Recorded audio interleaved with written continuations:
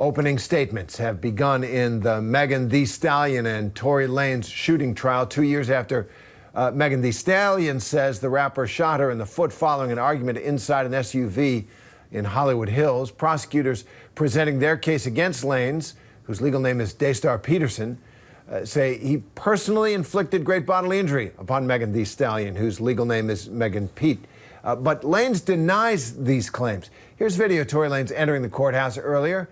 Cameras are not allowed inside the court, but as our team receives updates, we're going to provide them to you. Sources tell ABC News that Megan is expected to testify tomorrow. ABC News contributor and host of Law and Crime Network, Brian Buckmeyer, is following the case. He joins me now, along with ABC News contributor Mike Muse. So, Brian, first, last week, Tory Lanez charged with an additional felony count here, discharging a firearm with gross negligence. He's pleaded not guilty to all these felony charges in the case. What do you expect to take place in court today?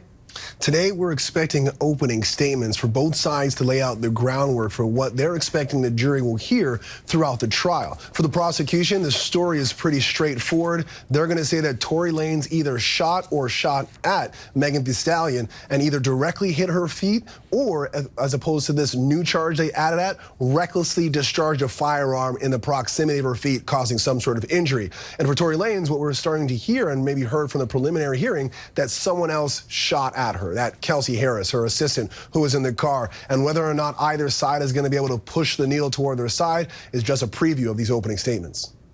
Yeah, so that's where the trial is going to focus. And Mike, Tory Lanez is outspoken about this incident, as he has been throughout. And on social media, he claims his last tweet, he writes, quote, "No weapon formed against me shall prosper, and every tongue that rises against me in judgment shall be condemned. You sit and watch now," citing a biblical verse as well there. So what's the backstory here? Why is this significant in this area of our culture?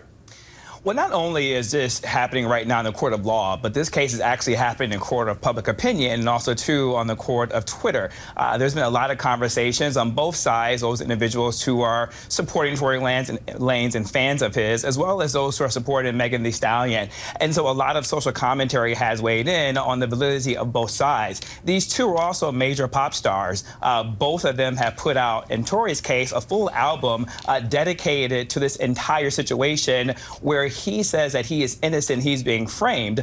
Thee Stallion then responded in a single to which she denounced his claims and talked about herself being the victim. This then goes into the social discourse of dialogue about believing women.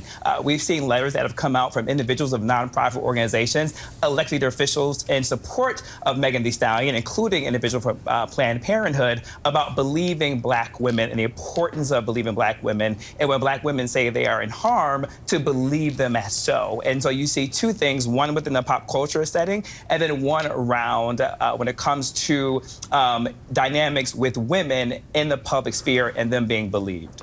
That was so helpful, Mike. Thank you for me. I'm not following. My wife is a huge Thee Stallion fan, and Tory Lanez, both of them big stars.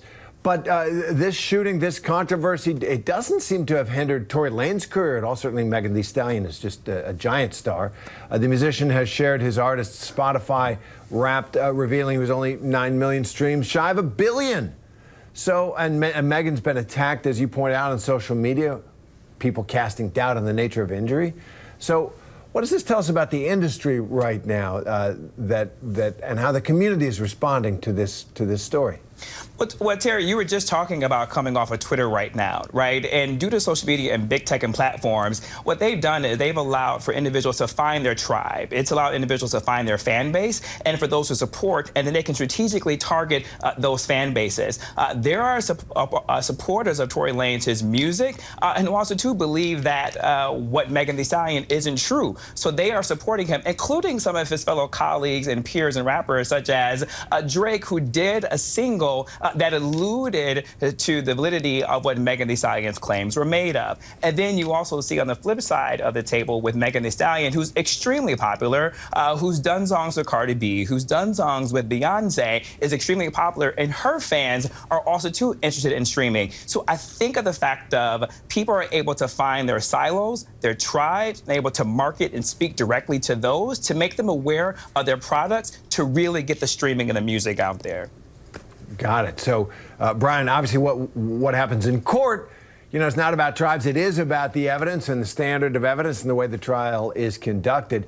So Kelsey Harris, I guess, who's a former friend of Megan Thee Stallion's and was inside that car when the shooting happened, she's expected to testify on Wednesday. Tell me about her testimony, how important it might be, and what you think of how this trial is going to progress. Well, for the prosecution, I don't think she's that big of a witness because she's simply an eyewitness to what Megan Thee Stallion is going to testify to, that being that Tory Lanez is absolutely the person who shot at her, and that's going to be the prosecution's theory in the case. But for the defense, she could be everything, because for the defense, they're saying that both her and Tory Lanez had their hands tested for GSR, or gunshot residue, and that could be the reasonable doubt as to whether or not Tory Lanez shot the gun or Kelsey Harris. Now, she's not going to get up on the stand and say, yes, I'm the one who shot at Megan Thee Stallion. I kept my mouth shut for 2+ years. But the defense is going to have to work out some kind of questioning, some kind of argument, trip her up in some kind of way to question her credibility and create that reasonable doubt that Tory Lanez can then expand upon either through his lawyers or, if he takes the stand, to try to raise reasonable doubt and find some kind of not guilty verdict in this case. Exactly. That's a classic tactic. You're going to point the finger elsewhere to get that reasonable doubt. So finally, Brian, what is Tory Lanez facing in terms of sentencing if he is found guilty of these very serious crimes? Well, it's two things. One, he's got the criminal conviction and the sentencing there. He's facing 22 years and I think 8 months on top of that. But the last time I checked, he and I were born in Canada about 30 minutes away from each other. He could get deported. I don't think he's got a green card or a citizenship. So it's not just about the jail time. It's about what happens after the jail time. Will he be able to come back to the States and make the money that he's been making for the last couple of years? Wow, a lot at stake, legally and culturally. And so, Brian Buckmeyer, Mike News, thanks for helping us with it. Thanks very much. Thank you. Thank you. Hi, everyone. George Stephanopoulos here. Thanks for checking out the ABC News YouTube channel. If you'd like to get more videos, show highlights, and watch live event coverage, click on the right over here to subscribe to our channel. And don't forget to download the ABC News app for breaking news alerts. Thanks for watching.